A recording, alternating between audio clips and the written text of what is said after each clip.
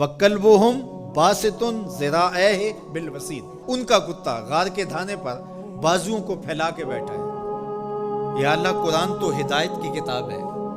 سراسر ہدایت، لفظ لفظ ہدایت، حرف حرف ہدایت، تو کتے کے بیٹھنے کے سٹائل کو تو نے قرآن میں بیان کیا، تو اس میں ہمارے لیے کیا ہدایت ہے؟ کہا یہی تو بتانا چاہتا ہوں کہ ذات کا کتا بھی ہو، سنگ جڑ جائے ولیوں کے، اور ولیوں کے دروازے پر بیٹھ کے پہرا دینے لگ جائے، اور کسی کام آ جائے مشت خاک، تو وہ کتا اتنا قابل ذکر ہو جاتا ہے کہ اس کے بیٹھنے کے سٹائل کو رب رب ہو کے بیان کرتا ہے۔ تو کہا تم تو انسان ہو، اگر تم محمد عربی کے در کے نوکر بن جاؤ تو کیا عزتیں دوں گا تمہیں، کیا شانیں تمہیں نصیب ہوں گی۔ تو یہاں یہ دیکھا جاتا ہے کہ ان کی راہوں کے کام کون آتا ہے، ان کے راستے کا مسافر کون ہے، ان کے دین کے لیے اپنے آپ کو پیش کون کرتا ہے، ان کی خدمت اور نوکری کے لیے اپنی مشت خاک کو ان کی راہوں میں بچھاتا کون ہے۔ اور اگر ہم ساری زندگی اپنی خواہش سے گزار دیں اور ان کے دین کے لیے ہم نے کچھ نہ کیا ہو، تو پھر ہم دیکھیں کہ ہم کھڑے کہاں ہیں۔ اقدس تیرے پاؤں میں نہ کوئی کانٹا نہ کوئی زخم، پھر کیوں ہاتھ میں پرچم اسلام لیا تھا۔ اللہ تعالیٰ جل شانہ کی نعمتیں، اس کی کرم نوازی ہمارے اوپر پہ ہم برسیں، لیکن ہم اس کے شکر گزار بندے نہ ہوں، نماز پڑھنا ہمارے لیے بوجھل بن جائے۔ تو کہا پھر گھوڑے اچھے ہیں، وہ اللہ کی راہ میں چلتے تو ہیں، کام تو آتے ہیں۔ وَإِنَّ الْإِنسَانَ لِرَبِّهِ لَكَنُودٌ، بے شک انسان اپنے رب کا ناشکر ہے۔ اس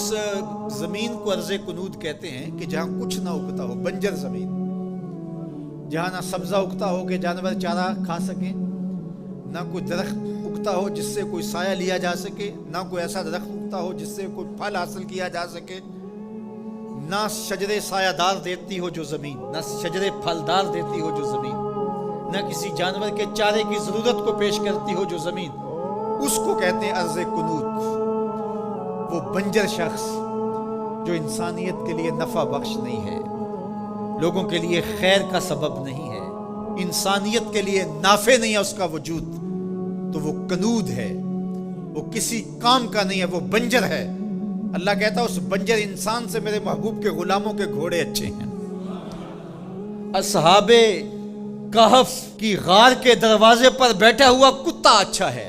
تو ہمیں پسند ہیں جو اس کے راستے میں کام آتے ہیں۔ میں اور آپ دیکھیں کہ ہم کہیں بنجر تو نہیں ہیں،